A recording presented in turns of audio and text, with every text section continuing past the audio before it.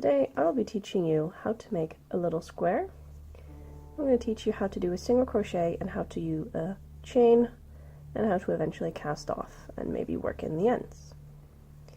So to start for this project you will need a hook of any size, just make sure it's similar to the size of your yarn, some scissors, some yarn of course, and you'll need a needle. So the yarn needle, we're not going to use those, and the scissors, we're just going to put those off to the side until we need them later.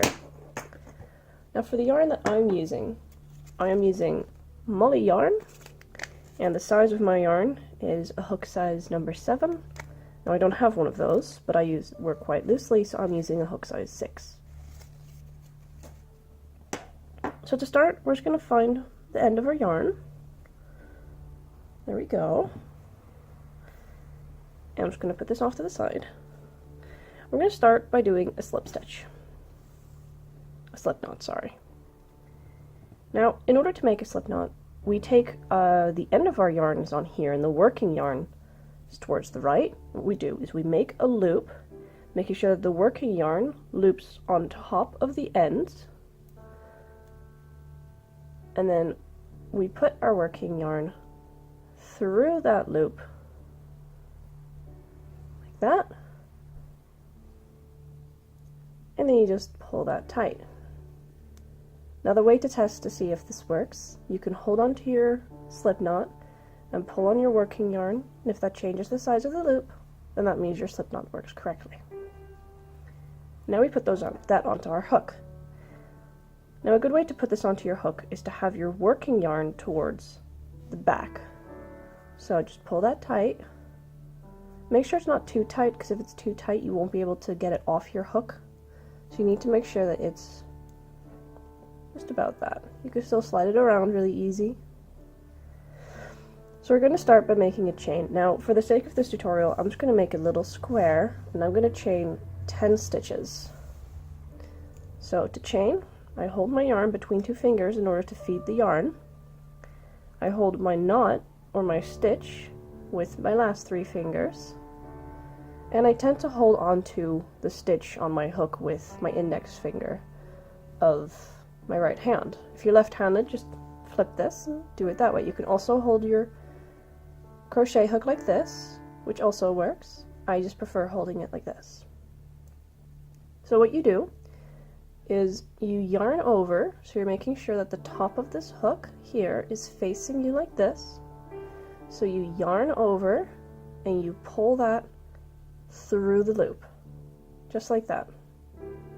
So that's 1. So this little stitch that we have here, that is our slip knot, and that will not count towards our chain. So let's do it again. Hold on to your stitch, so either use those fingers or those, whatever you feel comfortable with. Yarn over and pull through, and now we have 2. So yarn over and pull through. You just keep doing this until you get to the length that you want with your chain, and that's completely up to you. I recommend, if this is the first time you've ever crocheted, I do recommend that you follow this step by step and just make a little square like this, just so that you know that you have 10 stitches, and 10 stitches you can keep counting really easy to make sure you have enough every single time you do a new row. So I'm going to keep going and make 10. So this is number 4, 5, 6, 7, 8, 9, and 10. Now in order to check if you have enough, you can just count 1, 2, 3, 4, 5, 6, 7, 8, 9, and 10. And there you go. That is the starting chain. So we want to make sure that our work is 10 stitches long. So what we're going to do, we're going to start on row 1 now, and what we do is we chain 1, so remember that's yarn over and pull through, and then we need to go into the second chain from the hook. So that's this one. See how this is the first one that we just did? Just did that one. This is the second chain from the hook. And what we're going to do is we're going to go into that top loop. So you just put your hook into that top loop. Now we have 2 on our hook. Yarn over. So this is the first single crochet that we're going to do. So we're going to yarn over, pull through that 1 loop. We still have 2. Hold on to that stitch, and then yarn over and pull through 2.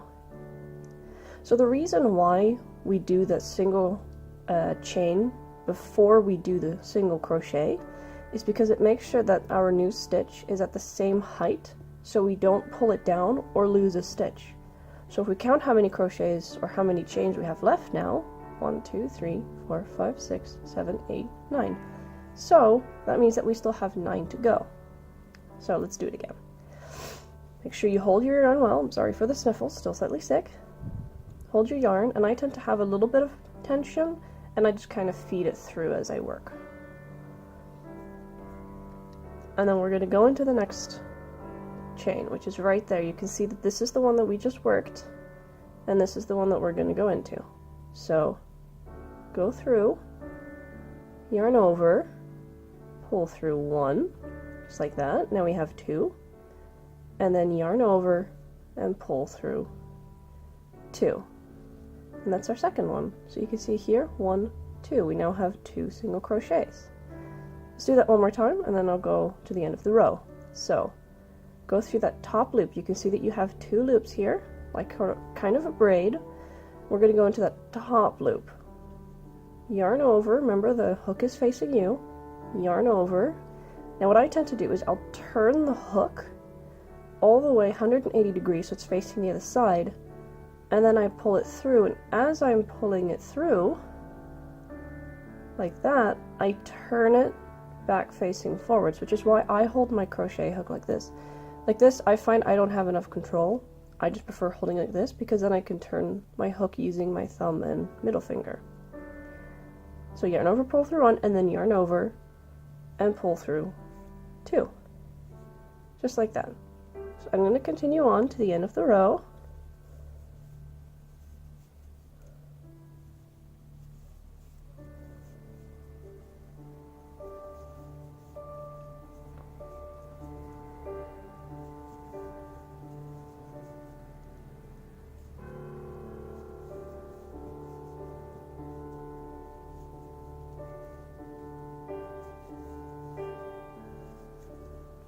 So 2 things. As you can see, my work seems to be curling up a little bit, and that's very easy to fix. You simply give it a tug.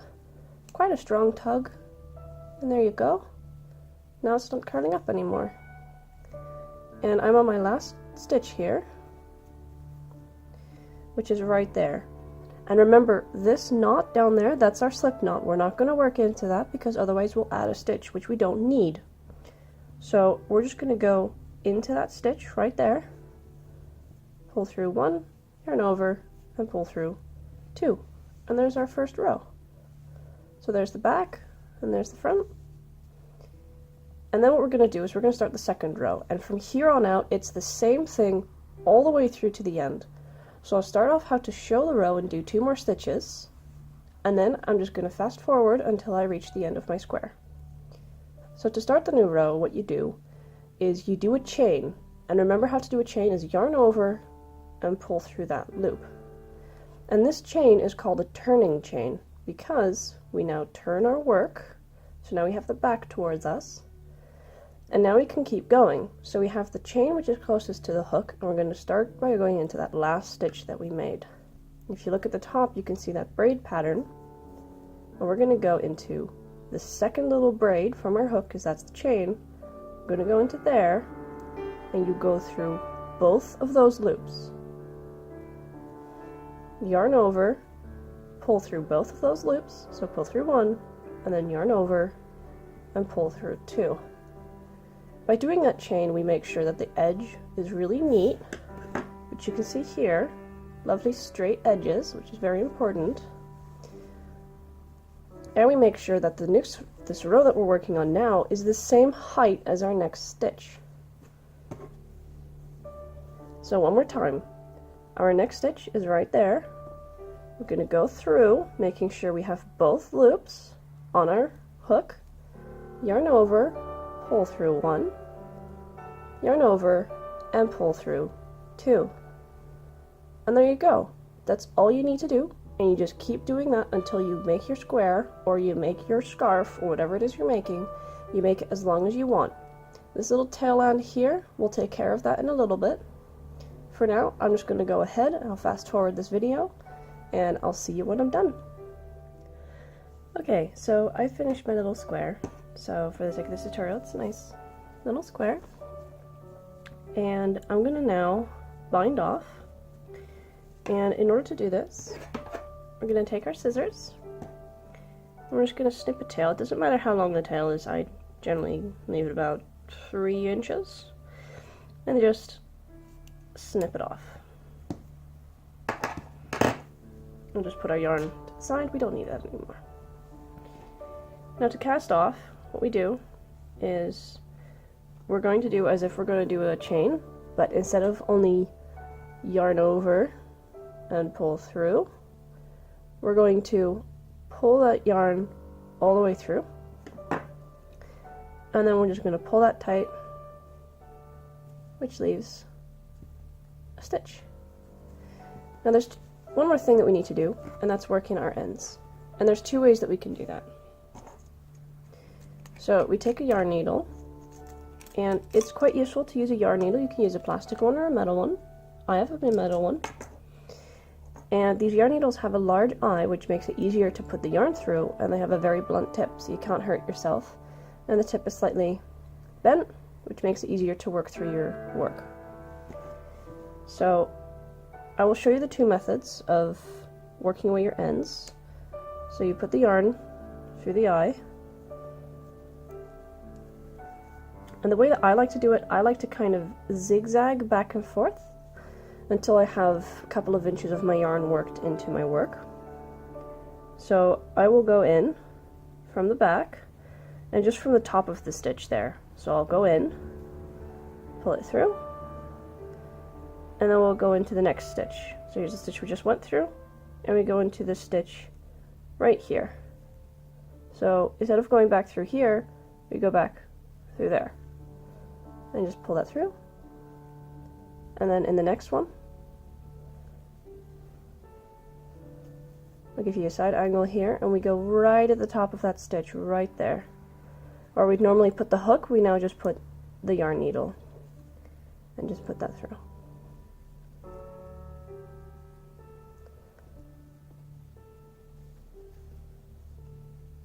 Just a few more times. There we go. And then what we do is we pull our work as tight as we can, as far as we can. Give it a little massage. And this just makes sure that the yarn is worked in there and we can't accidentally pull it out. And then we take our scissors and we're going to cut this as close to our work as we can without actually cutting our work, because we don't want to undo all of that. So we cut that as close as we can. There. That's one end worked in. If you find it pops up like this, just give that a little trim. There we go. Now the other way, and much easier way, and a little lazier, is just to simply pull the knot really tight and cut as close to the knot as you can. And there we go. And that's all. Now we have a little square, and you can count the rows that you've made. So that's 1, 2, 3, 4, 5, 6, 7, 8, 9, 10, 11, 12. So in the case of my yarn, it took me 12 rows to do 10 stitches to make a little square of about 3 by 3 inches. And if you find that they're curling up, you can always put them upside down and just put them flat and put a weight on them and leave them on this weight for about 24 hours. And then by the time you remove them, they'll be nice and flat. That's all. In the next video, I'll be teaching you guys how to increase and decrease. I hope you liked this video. Leave a comment if it helped you, and I'll see you all next time. Bye bye.